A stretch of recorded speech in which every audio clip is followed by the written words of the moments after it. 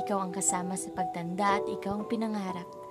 Masasabi kong napakaswerte ko na ako ang pinili mo. Ngunit hindi ko alam na ganun pala kahirap ang maging nobya mo. Ngayon ay iniwan mo na ako. Hindi alam kung paano magsisimula ulit. Hindi ko akalaing dadating tayo sa puntong ito. Yung taong mahal ko na nagpapasaya sa akin ay ang magbibigay din sa akin ng lungkot. Lungkot na pangmatagalan. Lungkot na hanggang ngayon ay andito pa rin. Napakaraming tanong sa aking isipan na gusto kong mabigyan ng sagot. Sagot na ikaw lamang ang makakapagbigay sa akin. Bakit?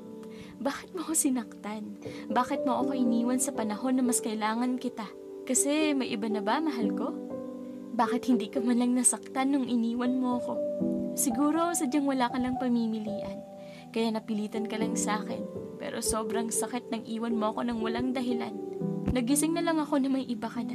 Pero kahit ganun, masaya ako para sa'yo. Nahanap mo yung taong magpapasaya sa'yo. Kahit ako patuloy na dinudurog sa paglisan mo. Siguro nga kailangan ko na lang tanggapin ang lahat. Paalam, mahal ko. Wala akong ibang hiling kundi ang kasiyahan mo.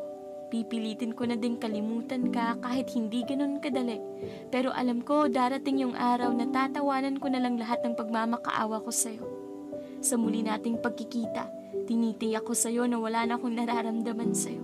At ngingitian na lang kita sa lahat ng sakit na naidulot mo sa akin.